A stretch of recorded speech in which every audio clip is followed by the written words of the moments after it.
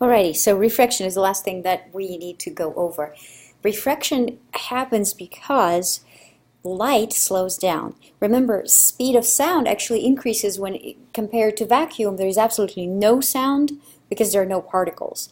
And then it increases because you have particles compacted closer and closer when it goes from gas to liquid to solid. So sound travels the fastest in solids because those particles are real close.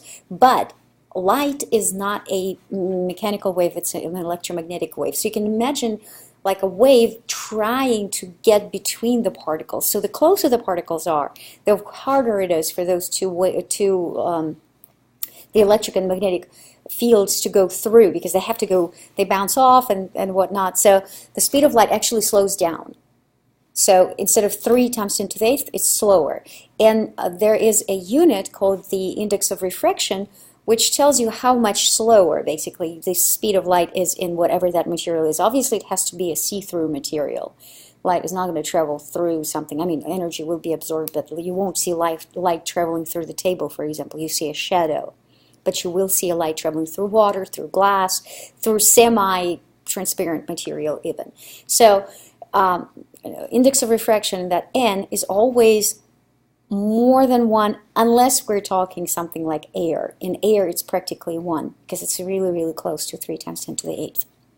Right. So what you see is light rays bend closer to the normal if you're going from a faster medium to a slower, so from air to something that is slower than air, and it bends out if you're going from a slower material, say glass or water, out into the air.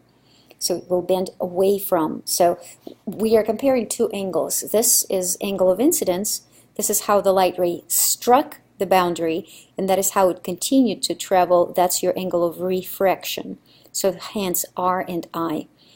And Snell's law connects index of refraction of both mediums and the sines of both angles. So angle of incidence, say if this is air, then I will take n of air, which is 1, times sine of whatever this angle is, and then I will take n, and for whatever this material is, if it's glass, then I will take like 1.5, if it's water, I'll take 133, and then I will take sine of this angle, and if I multiply the n times sine on one side, it will equal exactly n times sine of the other one. Hence, n increases for anything, so sine decreases, and therefore the angle decreases. So let's look at an example. Let's say that our light ray struck at 35 and continued to go at 25. What is n for that material? So if it came from air, I'm going to say 1 for air, sine of 35, should equal n that I do not know, sine of 25. So n from there that I'm looking for is going to be n sine of everything for air divided by sine of 25. So that gives you whatever it gives you when you plug it into the calculator. You need to remember the calc needs to be in degrees. And then, if you have light traveling from a slower medium to a faster medium, so from glass, for example, or from plastic to air, there is a possibility for it not to come out at all, but to reflect back. And we call it internal reflection, not refraction, because it didn't refract and go out. It reflected back. If I were to put a normal over here, this is, by the way, this is your fiber optics right there. So light ray hit this boundary, and instead of coming out, it didn't come out because your angle should have been so big that instead of coming out, it goes back in and on and on. So that's your fiber optics. It continues to carry on the information within the cable without letting the light out into the air or whatever is around it. So, for example, let's see if light will travel out of water if it hits the boundary at 65 degrees. So if you take Snell's law, 133 is n for water, sine of 65, that is the angle of incidence. It should equal 1 times sine of r, which is the angle that we're looking for. If you put that into the calculator looking for theta r, the angle of refraction, you would do 133 sine of 65 divided by 1. I just leave it out. So inverse sine, if you plug it into your calculator is going to scream bloody murder or give you error. That is because it just does not exist. Sine is not more than 1, and this is what it's fishing for. So if you see this, that means that there will be absolutely no refraction. The light will go back in.